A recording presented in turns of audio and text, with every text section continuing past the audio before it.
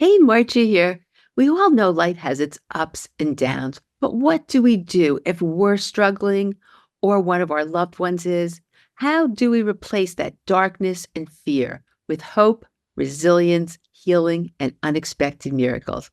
Well, that's what we're going to talk about today with our very special guest, Dr. Jill Carnahan.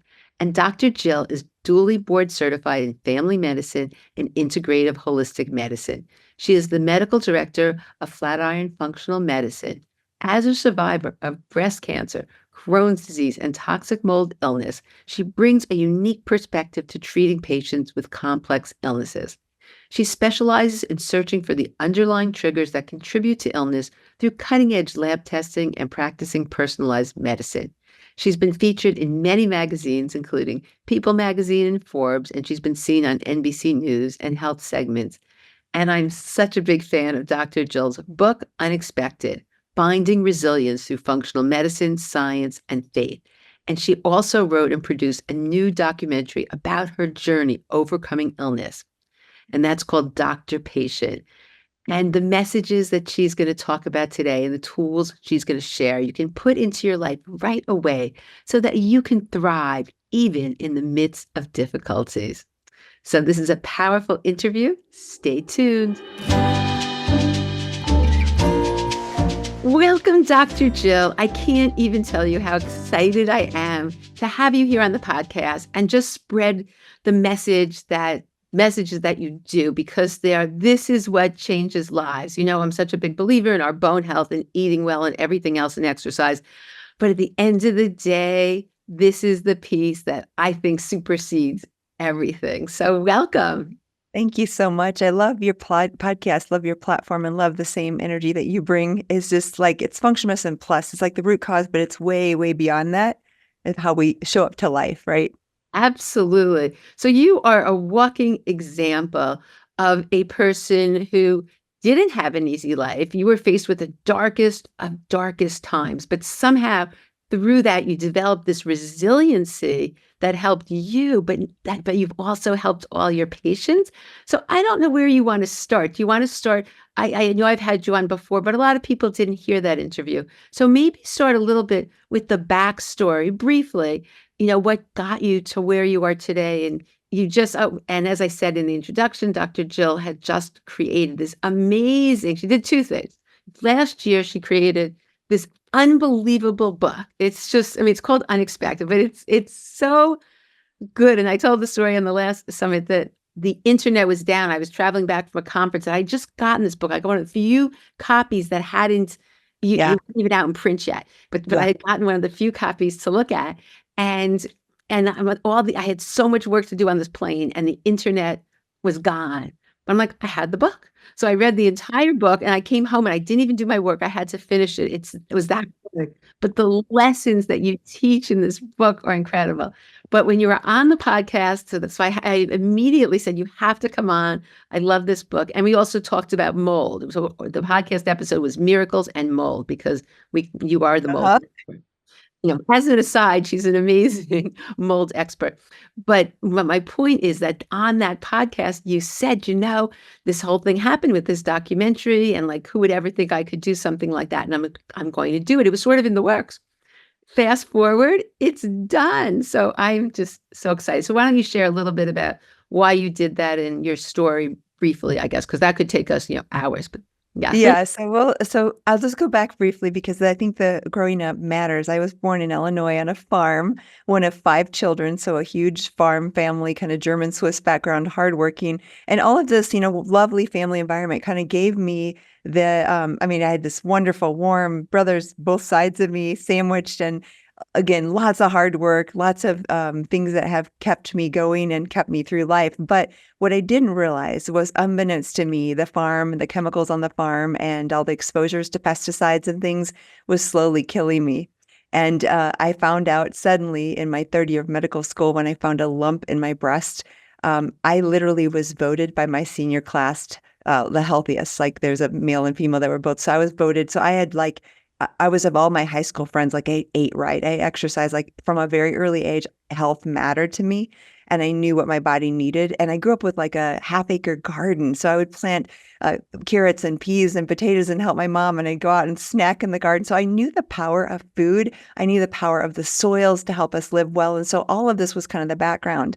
What I didn't know was that my life calling was to become a healer. And as you alluded to, Margie, all of us who are called to be healers at a soul level, we're also called to suffer, because what happens with the healer, it's that suffering that informs us about what life really means, way more than just the functional medicine, but how do we navigate suffering? How do we go through this?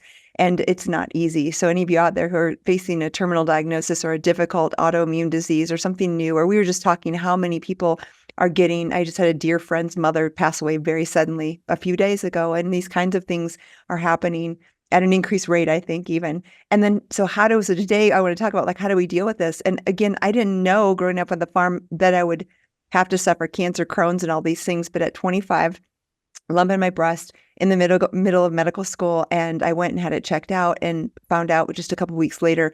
I always talk about this. You never forget that moment when you get the news of a loved one passing away or your own diagnosis. And I'll never forget where I was sitting, the music that was playing on the radio, the color of the room, like everything is etched in my memory when I got the call from the surgeon that said, Jill, and her voice was cracking, I don't know how to tell you this, but you have aggressive breast cancer. And at that time, I was at Loyola University, where I went to medical school. I was the youngest one. It was 2001 ever diagnosed with breast cancer.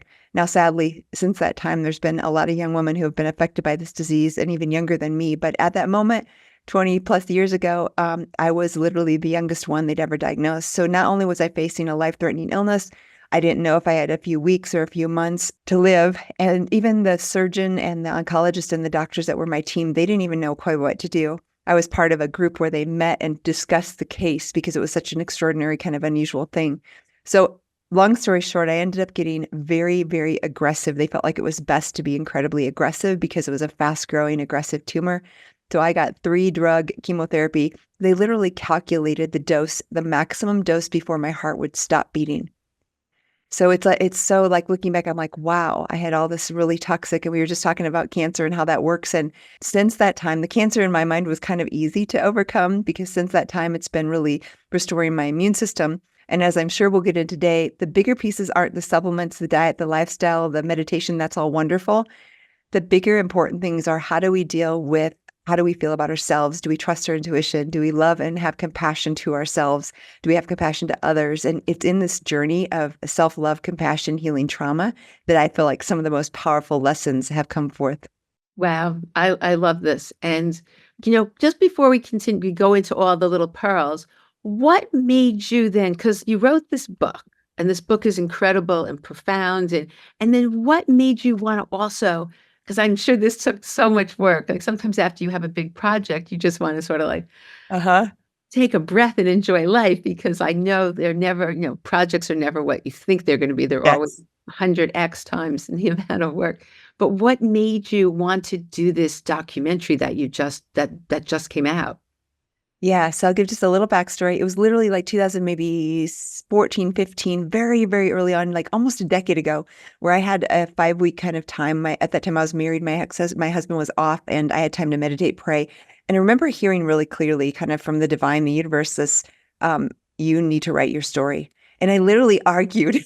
I was like, who am I? I don't have a story. It's not that important. We always, think that our story doesn't matter. And I'm telling you, if you're out there and you have a story, it matters. It doesn't matter who you are, where you're at. You don't have to be famous or well-known or anything. Your story is the thing, the connective tissue to other people. I didn't know it at the time, but I knew the divine had really downloaded, you must tell your story. And then as I started talking to publishers and people out in the book world, over the years, it was, oh, you can't write a memoir. I mean, I was told so many times, you can't write a memoir unless you're famous, unless you're a prince or a king or a ex-president or, someone like that. And so I kept getting this like, no, that won't ever work. But you know how we have that intuition in our heart? And I'm telling this story because if you have an intuitive sense of a purpose or meaning or project or something that's on your heart, even if everyone in the world tells you you can't do it, you must move forward, because that's your soul's journey. And I moved forward. And what happened is I knew I had to let go. This is one of the principles of manifestation. I knew I was going to write a book, but the when and the how were left to the divine. Like I let go of the need to know exactly when or how that would manifest.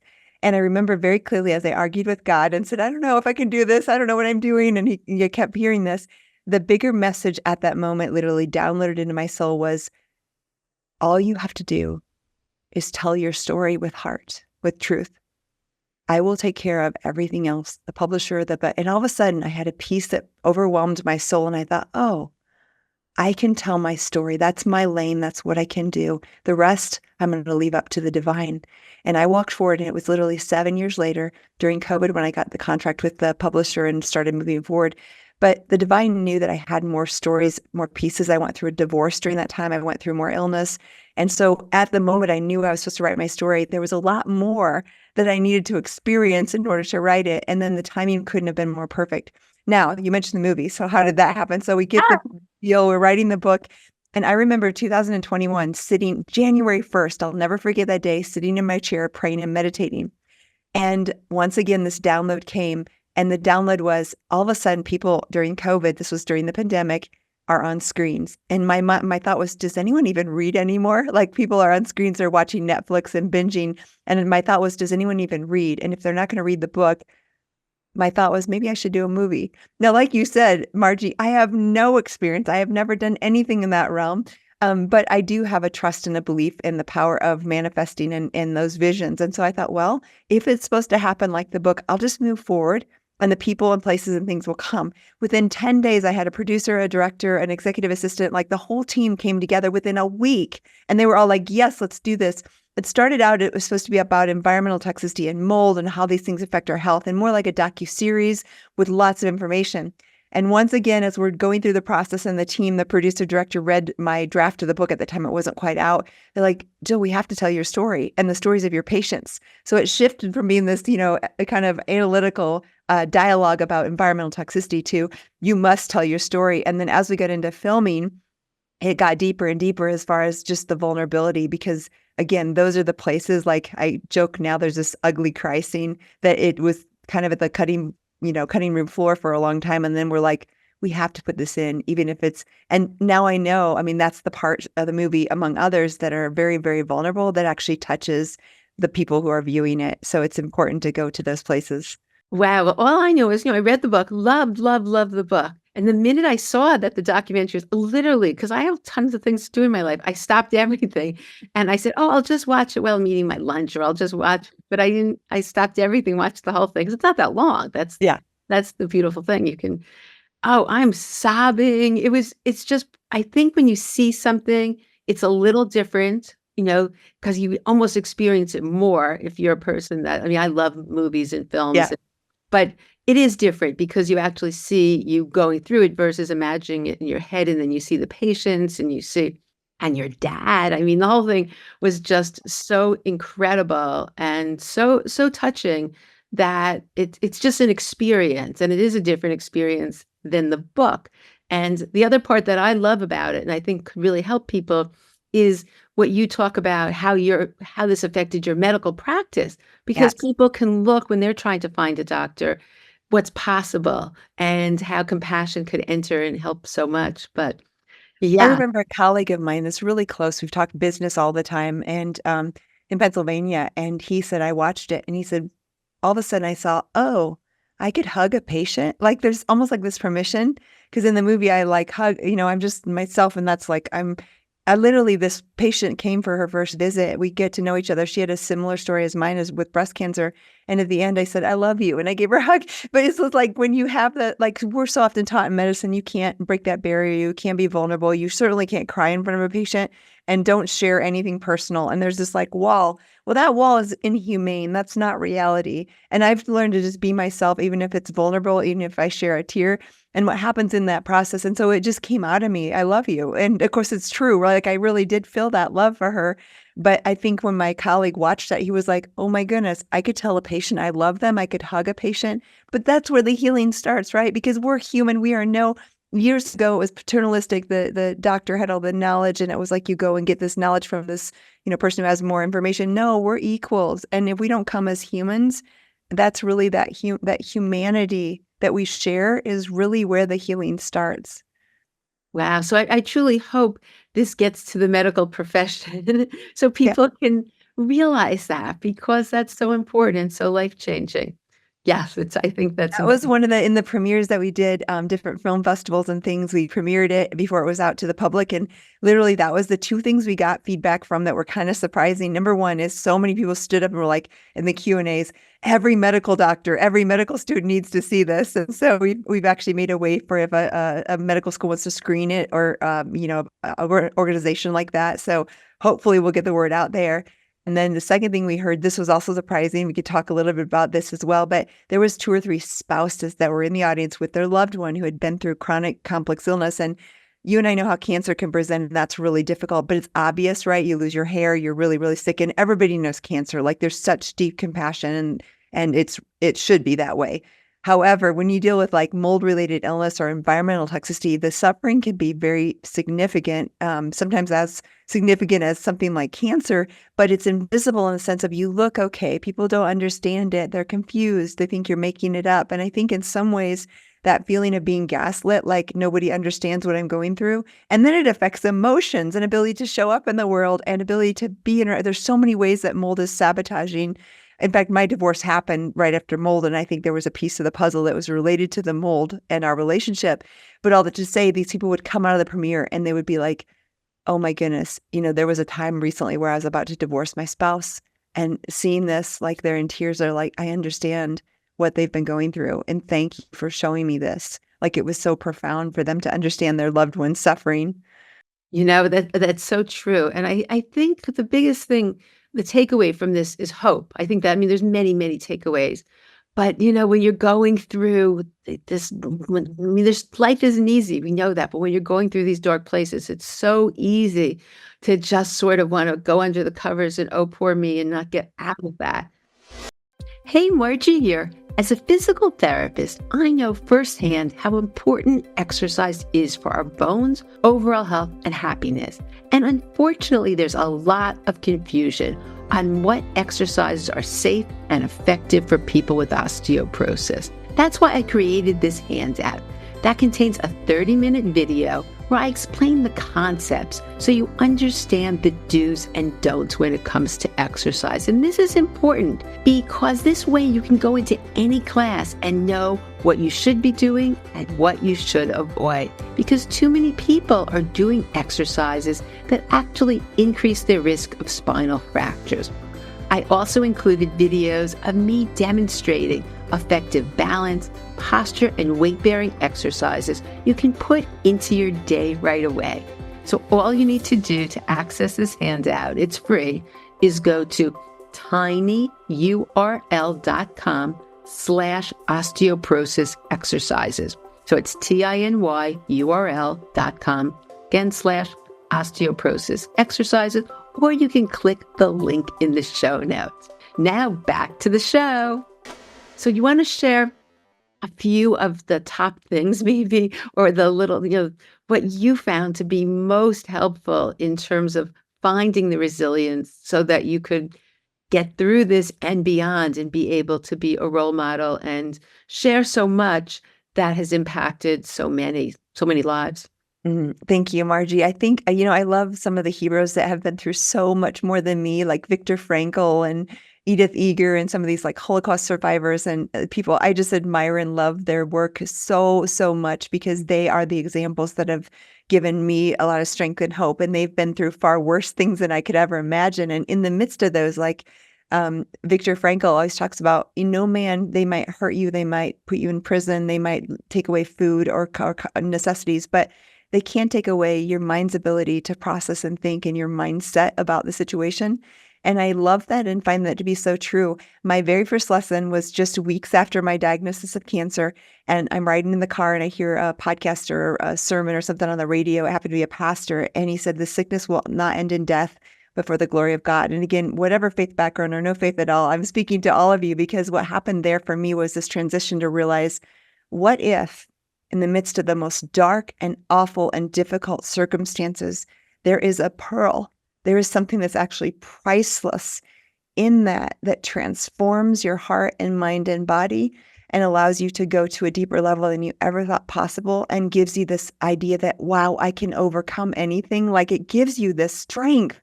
And resilience only comes through suffering. You cannot just go out and say, oh, I'm resilient and never have suffered. You have to experience it, unfortunately. And like I said, I've experienced a lot. Hopefully not everybody has to go through so many different things. But in that moment, I thought, okay, number one, the sickness will not end in death. For me, that was just a little divine promise that I was going to live. And I grabbed onto that. And not one moment after that did I think I was going to die. So that belief, I literally grabbed on and I borrowed. I always say you can borrow someone else's faith. And even as a doctor to a patient, if I say, they'll be like, oh, doc, am I going to make it? What's going to happen? And the truth is, I can actually loan them my belief in them. And so often I'm climbing on the mountain in part of the film, and I have a rock climbing buddy who is my base and helpful in that. And it was such a great analogy because as I'm getting to this point in the climb where I didn't know what else to do, I didn't know my next foothold or my next handhold. And he said, Jill, just act like you're a child on the jungle gym and just look, don't freak out, just do the next thing. And I did the next thing, and all of a sudden I'm at the top. And when I get back down, we have this conversation. It's one of my favorite parts of the movie.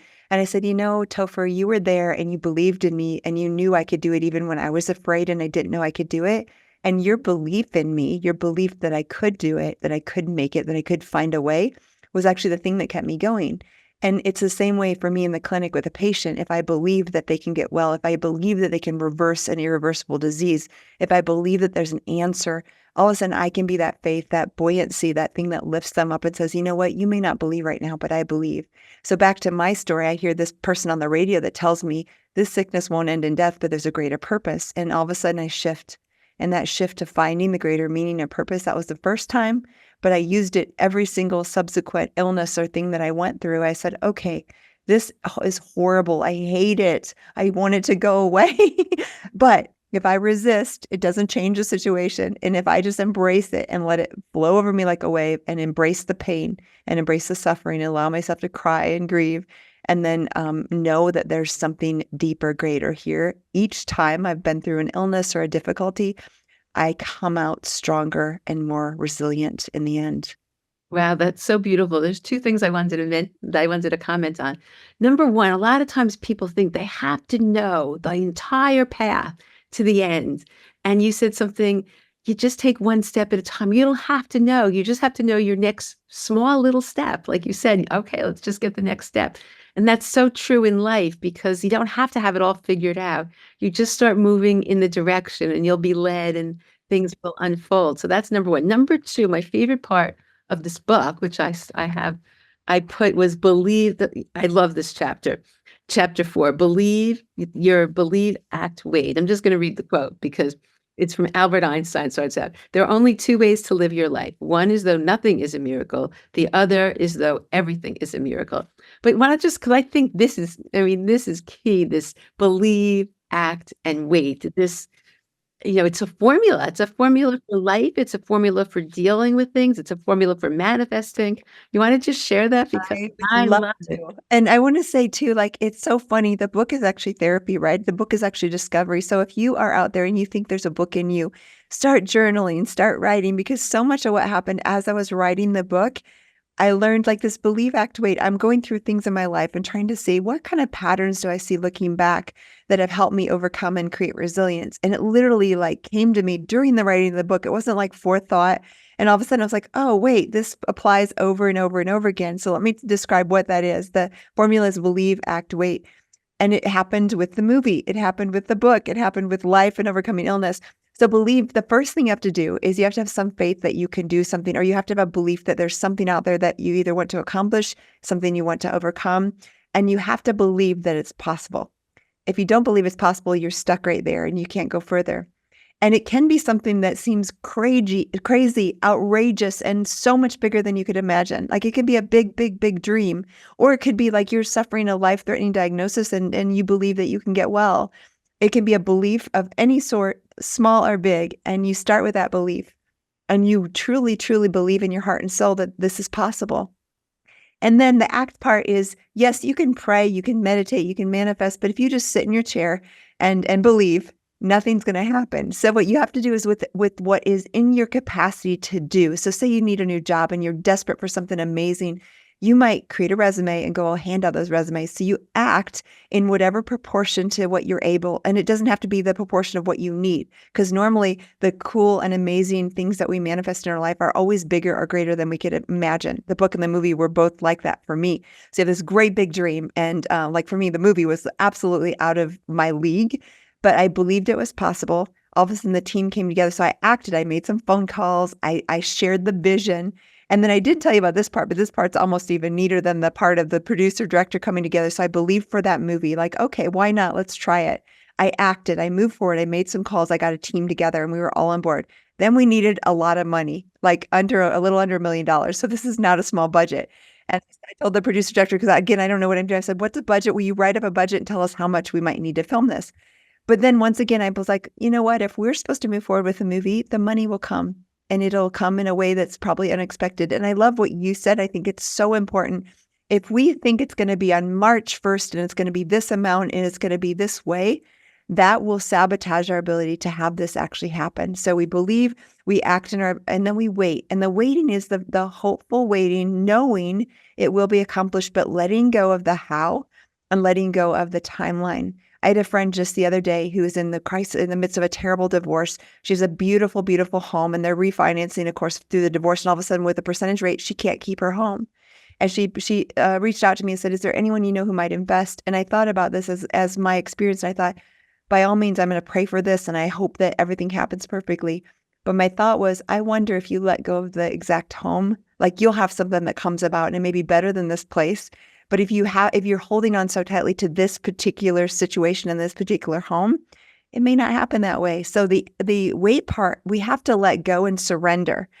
And the beautiful thing is we think by surrendering, we're letting go of the exact thing we really, really want. But as we hold on tight, we diminish the universe's ability to bring us something even better or something that's better that we never even thought of.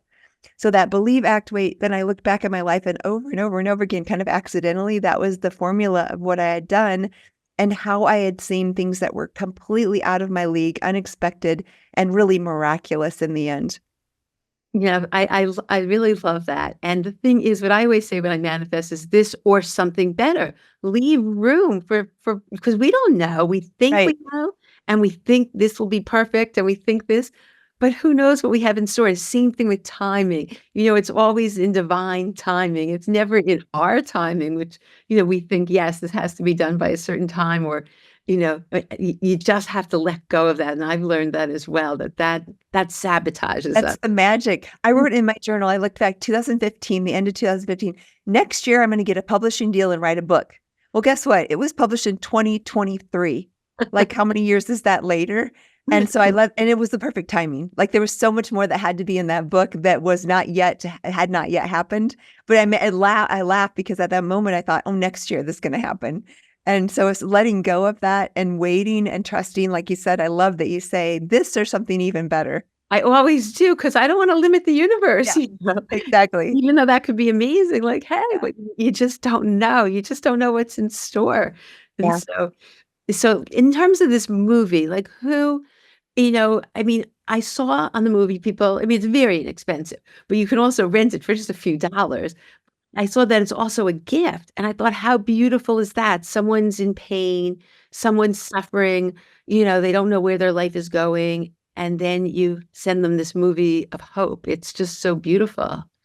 Yeah, thank you for mentioning that, because as you can imagine with the budget we did this movie, and there's no way that, $3.99 rental is that we're never going to make back that money. We're okay with that. Like, we're putting this out. But I like to say that because this is not about profit at all. That's the last thing it will never, ever probably make back the amount we invested in it. And I am great with that. Like, every single penny is worth it. But if you see this movie, first of all, you can purchase it, you can rent it. But if you just see it and it impacts your life, I would love for you to find a doctor in your life or a medical student in your life or a loved one who's suffering in your life and share it, because you can gift it. And we did that specifically because we feel like, as the people in the screenings in different places told us, gosh, if only so-and-so could see this, or if only my doctor could see this. So we thought, how cool would it be if patients start the change and the transformation in our medical system and they're sharing it with their doctors? Because a lot of the movie is about what is functional medicine? How could this be? I talk a lot about those details about, like, how can we go to root cause and reverse things that we're being told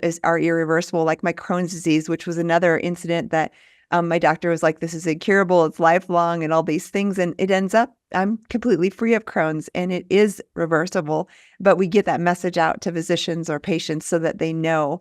I'm sure you've seen this as well, but so often patients go to their doctor and it's really like a terrible experience. They're told there's no hope, you need to be on drugs forever. And with the message of not only this manifesting and healing on the internal side, but even just functional medicine, root cause medicine, there is so much hope. I see that all the time in this, in this community with people concerned about bone loss and Yes, yes, osteoporosis.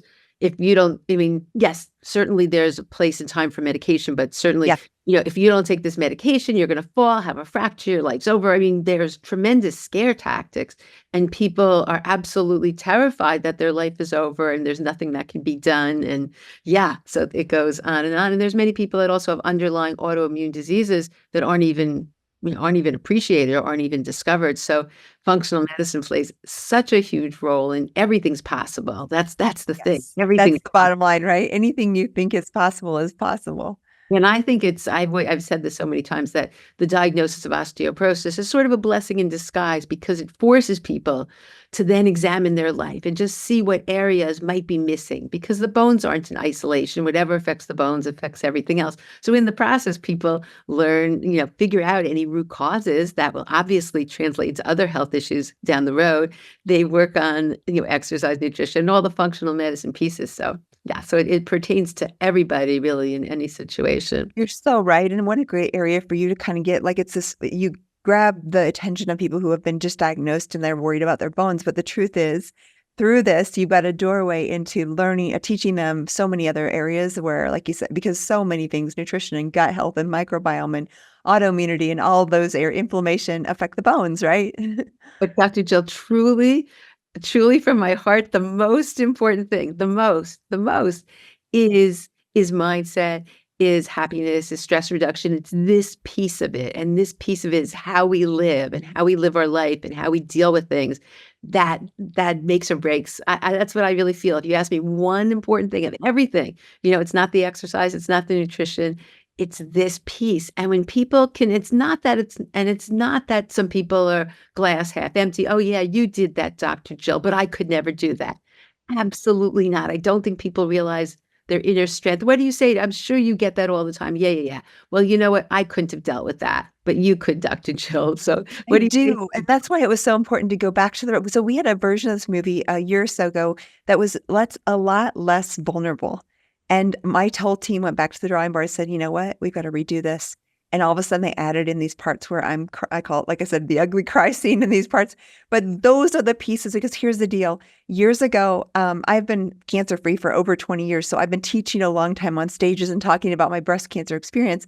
And maybe a decade or so ago, even longer, I would go on the stage, this black suit, all very masculine energy. I talk about how I overcame breast cancer and Crohn's disease.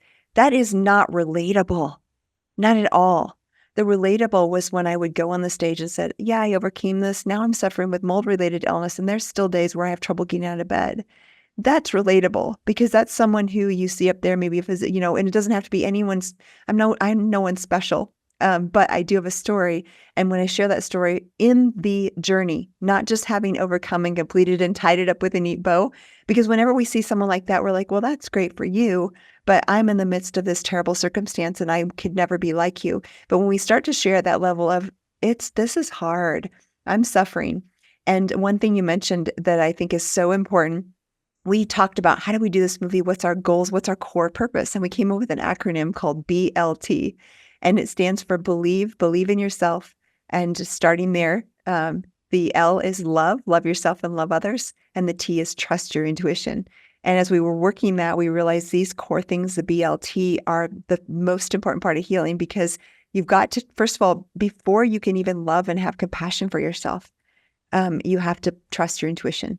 So there were so many times, like me sitting in the gastroenterologist's office and hearing that I had Crohn's disease, and him telling me I'm going to need lifelong drugs and surgery and that there's no cure. And then me asking him, doctor, does diet have anything to do with it? And him not even pausing and saying, Jill, diet has nothing to do with this. And me and my intuitive self, I did not know nutritionally if this was true or not. But on my intuitive level, I said, how in the world? This can't be true. Because how can the gut lining not interact with the food environment and not affect Crohn's? So I went on a mission to prove him wrong. But that was my first little intuit. And so many times in my life, I've had this intuition, like, I need to write a memoir. And everybody's like, no, Jill, you can't. You're not well known enough. And then I'm like, no, I have to. And the movie, we went back to the drawing. So the trust your intuition. And only through trusting your intuition can you actually love yourself. So it has to start with trusting yourself. And then the loving yourself is so crucial because with autoimmune disease, with bone issues, all these things that you deal with, at the core, if we deny or repress parts of ourselves, or we have parts of ourselves that we don't like, and we all have, like, my tummy's always been a little, like, I have a little area there that's puffy, and that's my issue. And but if I love that beautiful stomach that's gotten me through Crohn's and all this, I'd be like, no, this is okay. Or whatever part of it is for you. And it might be your mind, you have trouble with memory, or it might be, your arms are flabby, or whatever thing. We all have our things, right? And with these things, if we start to actually love, like when I started to transform my illness was when I literally was like, oh, sweetheart, you are so strong and you're so brave. And look what you've overcome. And I started to actually have that deepest compassion. And my younger self on the farm, when I had to work hard and I was so sick with allergies and I didn't measure up to my brothers, and going back and reparenting and loving those parts of ourselves, that is so core, as you said, maybe more core than any supplement, IV, or other intervention to our healing process. And coming from you, who's been a physician, how many years now have you been working? 20 plus. So here you've been working with patients. So to say that and be able to practice with that philosophy and knowing that you must include this piece is just so beautiful. And I think that's also a message to share with people, that we can't ignore this piece of the puzzle because it's just that paramount. Yes, absolutely. And it might start with your doc says, you go in, I'm like, I have been having headaches. I'm a little tired. I'm having hot flashes. And the doc's like, well, your labs look normal. Why don't you come back in a year? Everything looks fine. That right there is you trusting, wait, something's not right. And you finding someone who's an advocate to help you. Or your bones are like, oh, we'll take this drug, which is not always a bad idea, but what else could be possible? And you have to trust that intuitive sense that you know for your own body what is best. Absolutely. So in terms of people following you, what are the best? I mean, this book is beyond, I'm telling you. And there's so many amazing things in this book. And the movie, the documentary is just, you have to see that. It's just so heartwarming. I mean, I was sobbing because for many reasons. It's very touching, but it's also beautiful. It's just so beautiful. There's so many parts of it that, when you cry because something's so beautiful, those were the tears that I had. But it's just, I couldn't get over it. That's why, honestly, the minute I finished, I sent an email. I said, you did. And I was like, oh, I love it. I love your energy and love your heart, Margie. So it was really, right honor. after I watched it, I'm like, you have to come on the podcast. I want the world to know about this. It's just that incredible. And so there's, okay, so we'll put the links for the document, or so they get on their website. I'll put the links in the show. So drpatientmovie.com, you can go rent, buy, share, whatever you want, drpatientmovie.com. And again, if you know some group, some med school, whatever, you can share this with. We can do screenings. We're open to kind of anything. It's all on the website. And my main website with the blogs and everything else, the book is just my name, jillcarnahan.com.